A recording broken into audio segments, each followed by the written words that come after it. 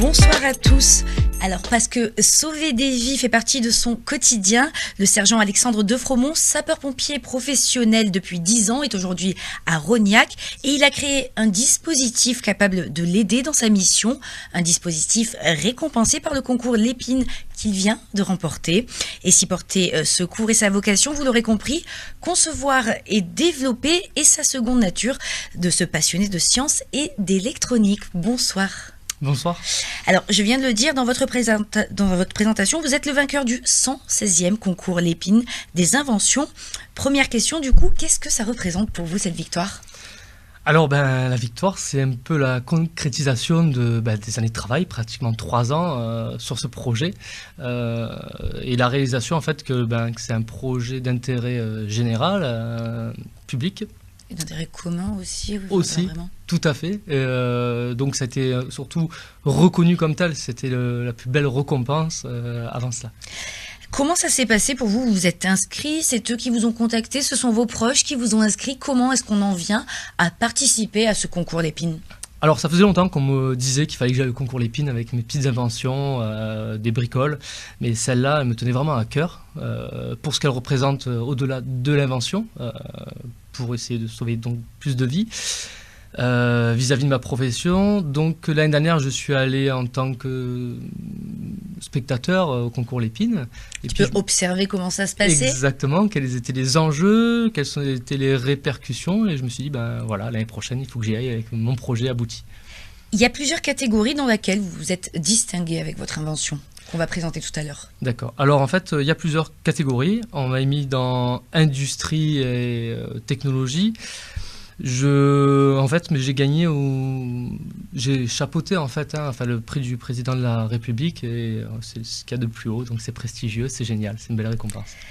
Comment cette victoire peut vous aider aujourd'hui ? Quelles vont être les retombées pour votre invention ? Alors, comme je vous le disais, c'est vraiment la crédibilité et l'intérêt de ce produit pour tous et l'avantage c'est qu'aujourd'hui ça m'ouvre des portes. Ça va vous aider plus facilement du coup quand vous allez démarcher des entreprises avec la caution de cette victoire, ça va être plus facile pour vous. C'est comme ça qu'on me le raconte et c'est comme ça que pour l'instant je suis en train de le vivre puisque j'ai beaucoup de contacts qui viennent directement à moi, donc j'ai pas besoin pour l'instant de démarcher, même s'il faudra le faire bien sûr à un moment donné ou à un autre, mais pour des investissements et pour des distributeurs et pour la fabrication. C'est un beau coup de pouce. Je l'ai dit, vous êtes à la fois donc pompier et fondateur, dirigeant de AD Technologies. Déjà, qu'est-ce que ça signifie ? Et est-ce que c'est pas trop compliqué de concilier ces deux vies ? Alors, pour répondre, si c'est compliqué. C'est du travail de chaque jour et chaque heure qui est demandé. Donc, oui. Mais pour la suite, AD Technologies, en fait, c'est l'acronyme d'EYE. Donc eye, l'œil, et distress, la détresse. Donc c'était vraiment pour extérioriser la détresse qui se passe au domicile, qu'on ne voit pas quand on passe devant une maison, puisque c'est derrière une porte ou une fenêtre fermée. Des façades, des murs. Exactement. Donc c'était vraiment pour montrer qu'ici, il y a un problème. Voilà. J'imagine que vos collègues pompiers vous aident un petit peu aujourd'hui à vous libérer un petit peu de temps. C'est ce que vous m'expliquez un petit peu. Tout à fait. Alors là, en partenariat avec le SDIS-13, ils m'offrent de la flexibilité et donc tout leur notamment soutien. Pour venir nous voir. Exactement. Plus un soutien moral qui est très important. Et mes collègues pompiers m'ont aussi aidé avec un soutien financier dès l'année dernière, en fait, pour l'aboutissement du projet. On va y revenir parce qu'il y a un intérêt vraiment commun à tous les pompiers, au-delà de votre invention et de cette victoire qui vous est propre. Justement, parlez-nous de cette balise. Comment s'appelle-t-elle ? Alors, c'est la BLS, c'est une balise de localisation et signalisation AD, parce que c'est notre produit phare. Voilà, tout simplement. Alors, quel est le principe de base ? Comment elle fonctionne aujourd'hui, cette balise ? Alors, je vais vous montrer. Génial. Une démonstration, voilà. C'est toujours bien. Alors, je montre la balise, elle est ici. Donc, en fait, quand on va composer le 112 ou passer par l'application, en fait, on appuie donc dessus, on lance l'appel. Alors, on va montrer juste. Oui. Voilà. Alors, et la balise se met en fonction. Alors ça, c'est la première application. Ça veut dire qu'elle va émettre des flashs pour en fait extérioriser. Des flashs qui sont visibles jusqu'à combien ? Alors ces flashs en pleine journée sont visibles à plus de 200 mètres.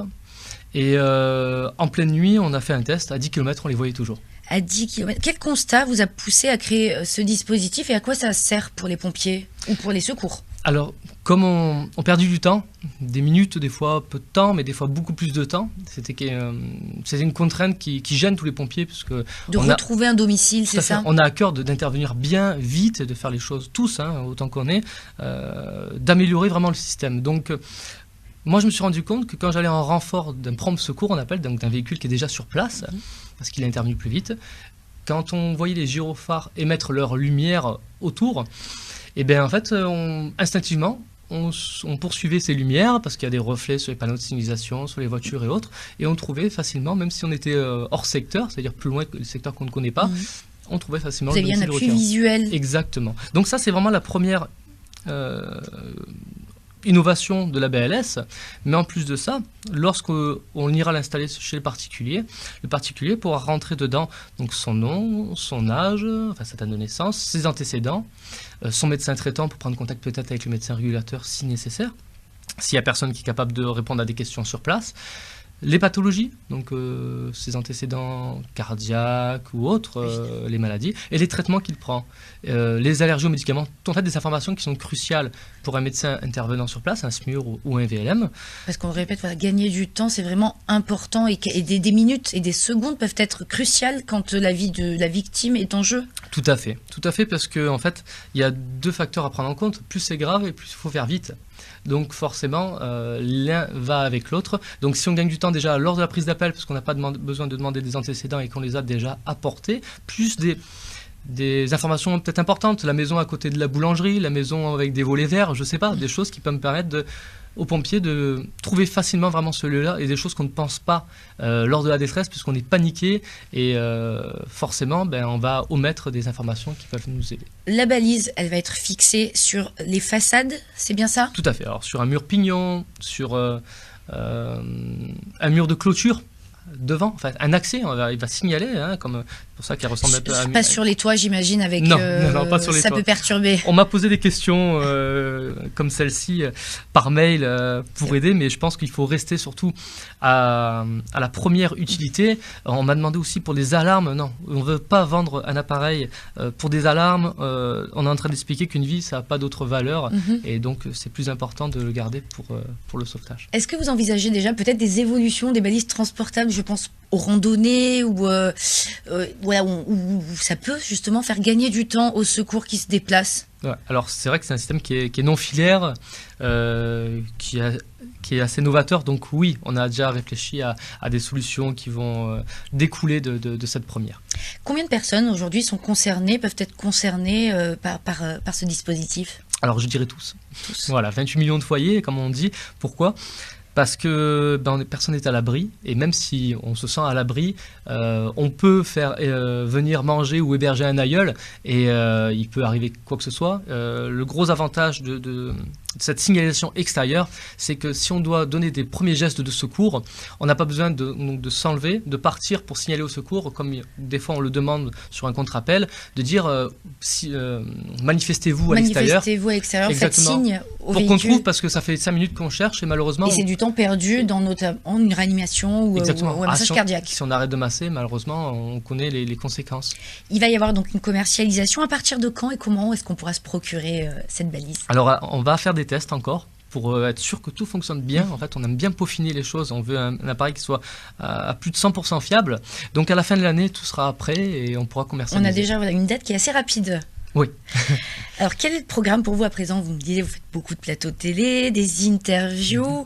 Vous allez en avoir encore beaucoup. C'est pas trop fatigant tout ça? Alors, c'est un petit peu fatigant. C'est surtout que je m'y étais pas préparé, honnêtement. Mais ça a été une vraie surprise, cette victoire? Alors, on va dire que ça reste une surprise, vraiment. Mais on s'est donné du mal pour l'avoir. Donc, oui, non, on n'y croit jamais jusqu'au dernier instant, tout simplement. Alexandre de Fromont, merci beaucoup d'être venu sur notre plateau. Je rappelle que vous venez d'être récompensé par le concours Lépine pour votre invention, une balise qui va permettre de sauver des vies et de faciliter le travail des secours. Une balise donc qui est très très importante et qui sera commercialisée très rapidement d'ici la fin de l'année. Vous venez de nous le dire. Merci beaucoup. Merci à vous. Et merci à tous. Et puis bonne soirée, pardon.